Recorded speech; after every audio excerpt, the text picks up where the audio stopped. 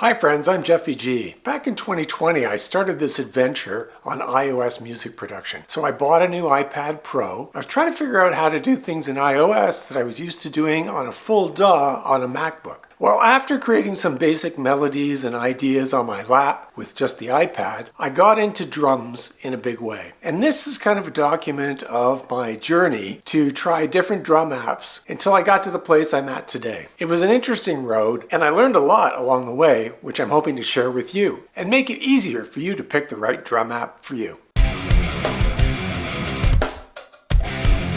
When I first got my iPad, I used GarageBand. Of course, it was included, it was free. I had used GarageBand before, and I thought, okay, this will be a good starting point. But like I said, what I was really after was drums.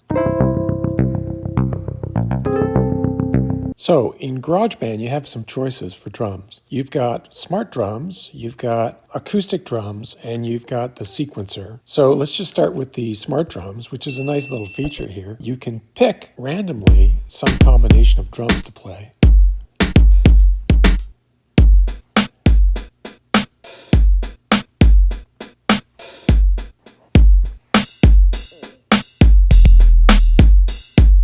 And that's a great way, if you don't know anything about programming drums, you can move these around in terms of their loudness, where they fall into this little matrix, which is kind of good.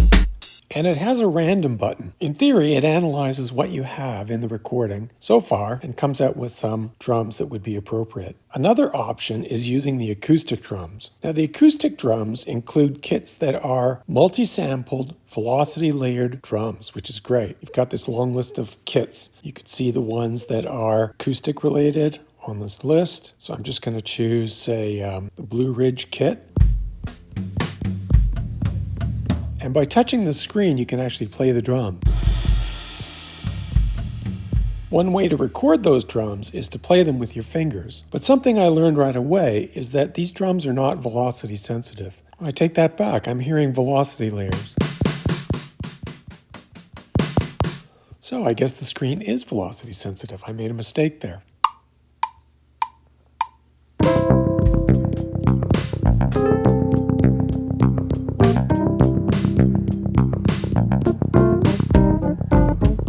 When you use this method of just playing the drums live, what you're creating is MIDI, which you can subsequently edit. See, all the drums are listed on the left, and all your MIDI patterns of what you've played are appearing as squares. Another method is to use the beat sequencer, which is a pretty good sequencer. And you can enter in your beats by clicking on the locations of where you want these sounds to be.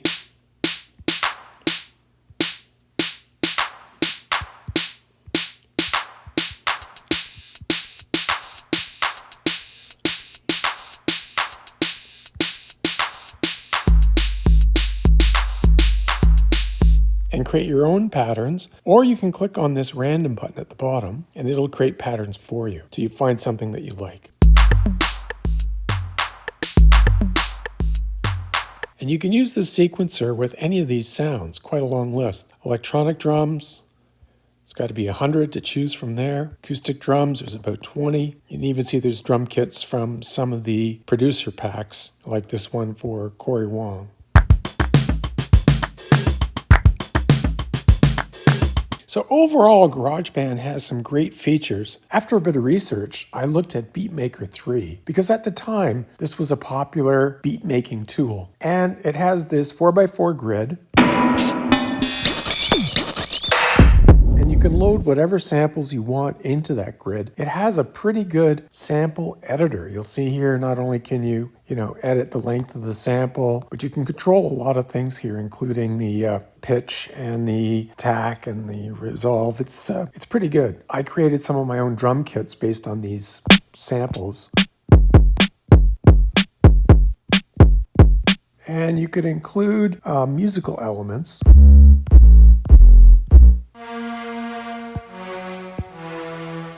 In this G section, I've got a bunch of percussion. So you're not just limited to the 4x4 grid. You can include as many groups as you want. What didn't occur to me at first is that Beatmaker is a full DAW. You can organize all of these sounds into patterns and sections.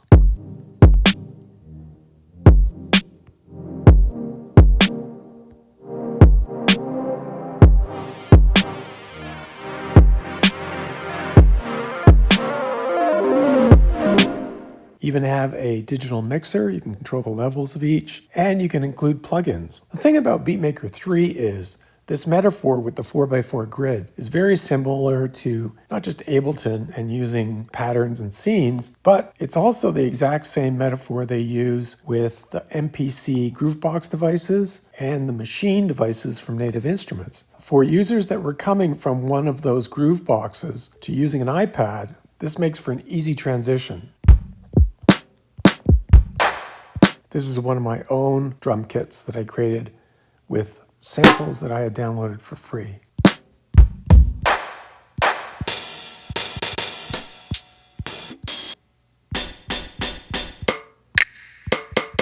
What a great tool for slicing and dicing samples and making beats. At around the same time, the Koala Sampler was getting a lot of attention. It's free and it had a lot of capabilities. It was very easy to use. In this case, I thought, could I use this for drum kits and then embed Koala Sampler in my DAW if I was using GarageBand or Cubase or something else? And the answer is yes, because it was AUV3 compatible. So in this case, I've got a bunch of samples.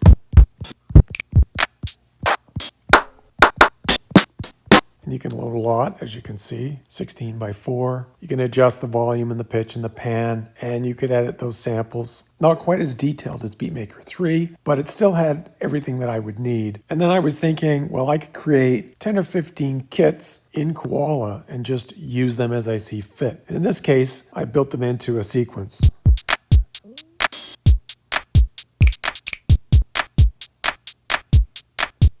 And that sequence could be used in a song. So you've kind of got a combination of patterns you like that you can store along with the kit itself. And you've got room for quite a few patterns. It also has these effects. Didn't use these a lot on the drums, but it's pretty powerful. It's got its own reverb and stutter and gate and things like that.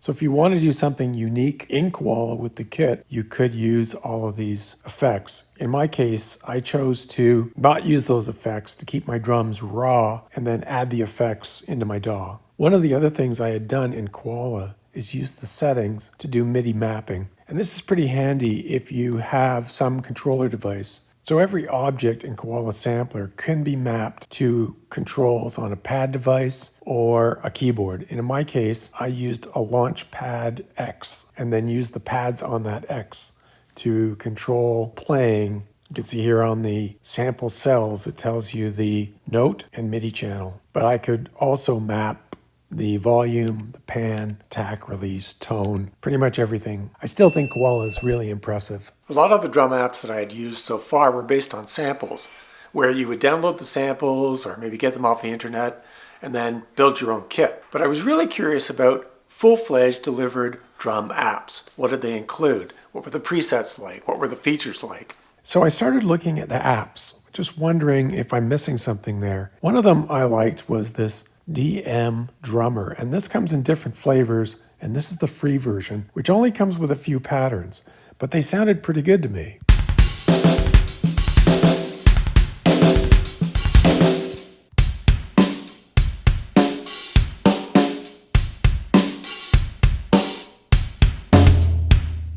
This was well organized. You've got edit, sounds, you've got a mixer, there's effects like delay and EQ, compression and reverb, just a lot of things that I thought were pretty good. And yeah, it has a random mode. To use it, you need the full version, not the free version. Another feature that I thought was really good was this song mode. I believe, again, you have to license the full version, but you can link together all your parts and patterns and turn it into a complete song. I found this particularly good for rock-sounding drums. Eventually, I read some really good reviews of Hammerhead, and I guess Hammerhead is based on a famous drum machine that was popular for PC and Mac, and it was converted over to iOS, and I thought I would give it a try. And it is pretty good. It has a predictable sequencer here where you can sort of tab through the 8 lanes and program it, and it has a lot of presets.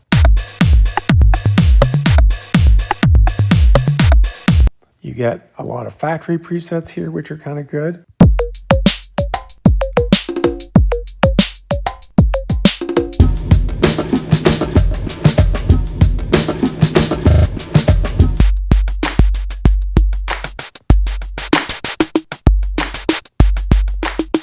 And you can program all the parts, the snare, the clap, rim shots, where they fall or not fall. You can control the velocity. In many cases, I would start with a preset and then modify it to suit my need. It does come with a mixer, it's really handy. You can have up to 8 patterns. So we've got pattern 1 through pattern 8. There is a random capability where you can have it just randomly create patterns for you. And it's got some cool effects. So this chaos, chance is the likelihood of a note being hit, and that was the first time I had used that. Having it mutate a little bit to add some dynamics to the pattern is really pretty handy. Just so many capabilities here. You can add a flam, decay, pitch, velocity. Couldn't find anything that was actually missing from this. It was perhaps the most thorough iOS drum machine I had seen, even though the layout is all on one page. When I started to dig into this, I found there were some great new features that you would find on a Mac or a PC-based software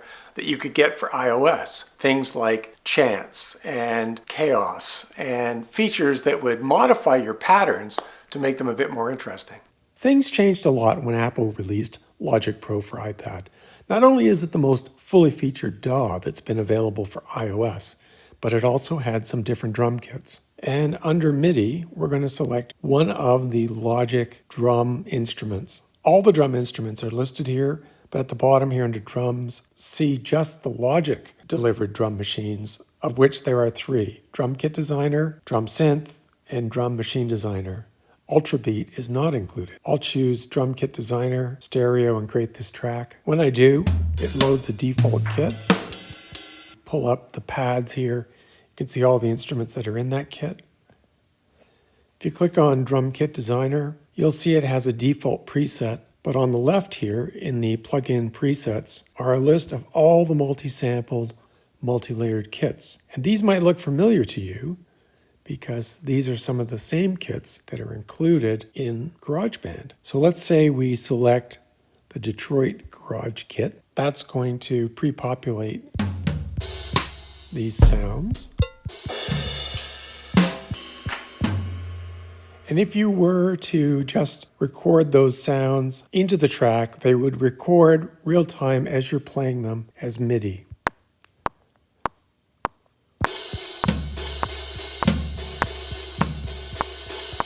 And we could edit that MIDI, change the notes, quantize the notes, moves things around. Another option is to create a sequencer region, and this will be using the standard step sequencer that's built into Logic.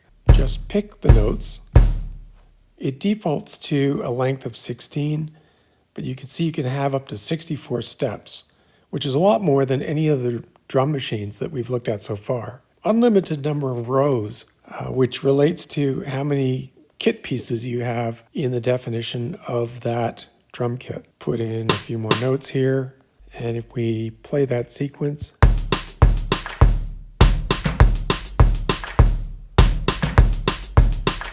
there's also the ability to randomize. At the top of the kit name here, next to Detroit Garage Kit, if I hit the dice button, it'll pre-populate with a random pattern.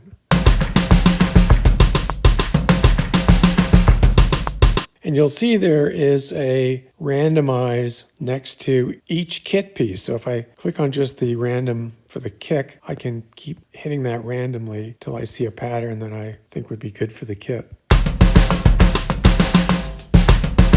And I might decide, oh, that's just too much, so I want to turn off some of these beats, and maybe I want to randomize the snare.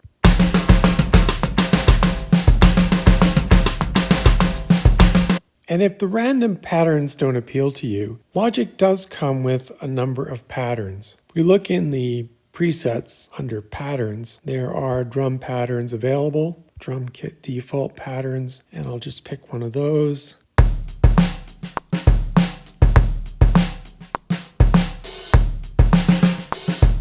Another delivered Logic drum application is the drum synth. Now drum synth is interesting.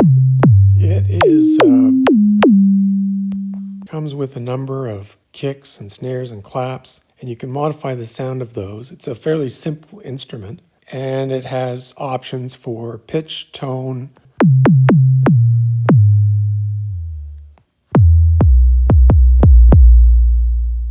saturation, shape, and sweep. There are different modes, a mono mode, which is more typical, poly mode, and a gated mode. There isn't a lot to this, but if you're looking for synth drums, it's not a bad place to start. You might use a standard drum kit for part of your song and augment that with the synth drums. And the last Logic delivered drum instrument is the Drum Machine Designer. And this instrument has a lot of kit pieces. You can see in this pad representation, there's a lot of different sounds in here.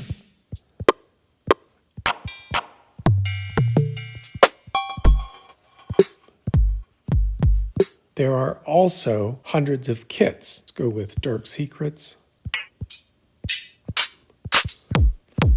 And let's just create a pattern region here.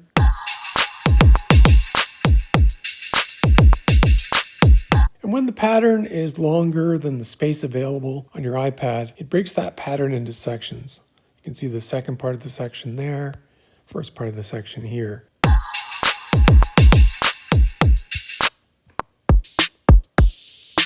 Doing science.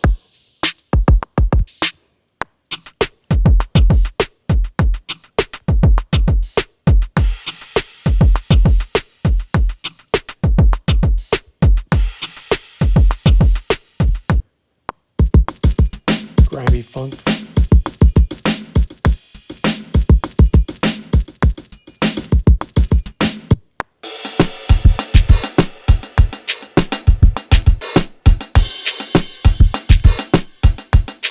Now, what makes the Drum Machine Designer unique is that you can create your own kits with your own samples. You can create an empty kit and just drag samples into each one of these cells. And then you can modify the details of how it plays. You can control the kit piece name, what kit it belongs to, the color, the input note, the output note, whether it's an exclusive group. That'll give you the choke capability. Along this journey, there was a big disruptor, and that was the release of Logic for iPad. So in my mind, there's like two phases. There's everything I did prior to Logic for iPad, and then there's everything I've done on drums for iOS since Logic for iPad. And despite Logic delivering a great array of drum machines included, I'm still using some third-party products. So at this point in my journey, you might be thinking, well, you got Logic, you've got Hammerhead, you've got all these other drum apps that are pretty good. What could you possibly be missing? Well, one of the things I was missing is the ability to create my own multi-sampled kit. And that's when I came across the amazing OneShot by Klevgrand. It's reasonably priced. It's available both for iOS and for Mac, which has some advantages because any work that you do on your iPad then can migrate over to using the exact same drum app on a Mac. And the way OneShot is organized is it's drums only. There's no sequencer. There's not a lot of bells and whistles. There are some built-in effects, but it uses this metaphor of having multiple slots. That's what you're seeing here is a grid of slots. And then down at the bottom, you've got triggers, which show up in colors. So each one of these slots is assigned to one of the colored triggers, which are triggered by a MIDI note. Multi-sample, let's take a look at this snare drum vintage. It's made up of all of these samples, and they're entered in such a way, they're in velocity order. So you can have round robins, you can normalize, you can swap left and right, obviously edit the samples if you need to edit the samples. But the point is, this snare drum is made up of about 25 different samples depending on the velocity. Take a look at the kits that this thing comes with. It just has a phenomenal list of presets. And now I've loaded some of the things that are beyond the basic drums. So you've got standard acoustic drums, a whole bunch here. You can just pick, say a modern drum kit. Often cymbals are not multi-sampled. So if you click on edit, look at this one. It's made up of all of these samples. And then you can get into some unusual sounds, since it all depends on what samples you've loaded. You've got standard electronics, some experimental kits, and they have some expansion kits like this Acoustic Oddities, which is a combination of bass and guitar. You can see as I press one of these keys on the keyboard, it is a key switch trigger that relates to the colors for executing the drums.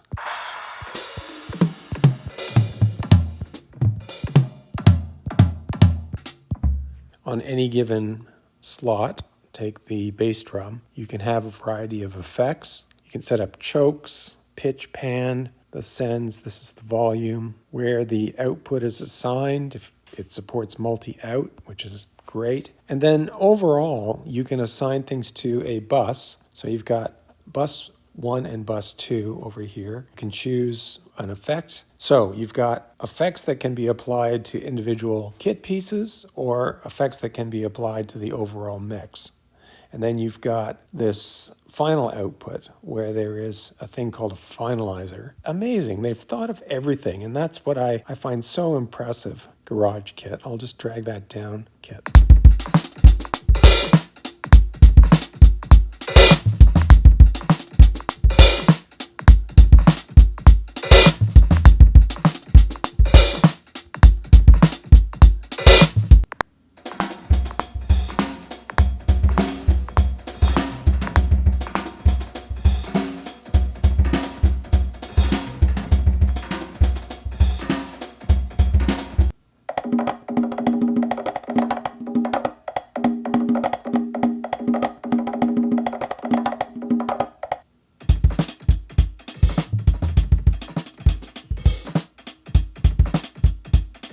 So let's say we choose electronic drums.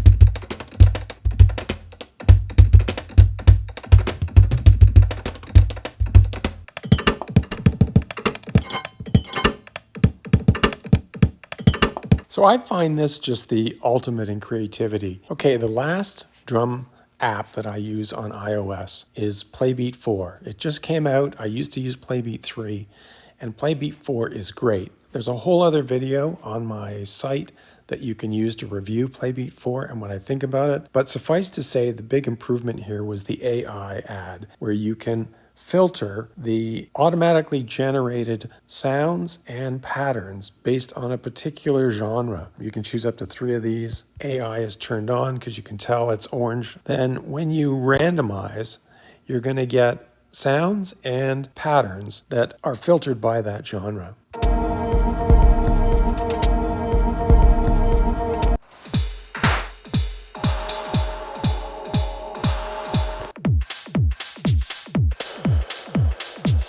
Now, when Playbeat is set to all, you see over here it is set to all, every time you hit random, you're going to get new sounds and new patterns. If you like the sounds and you just want to randomize the patterns, you click on pattern and you can play through a bunch of the patterns.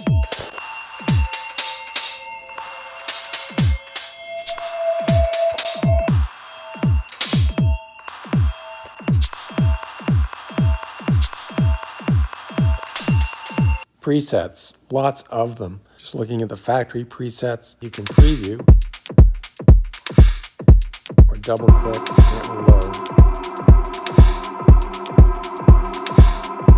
Again, random pattern.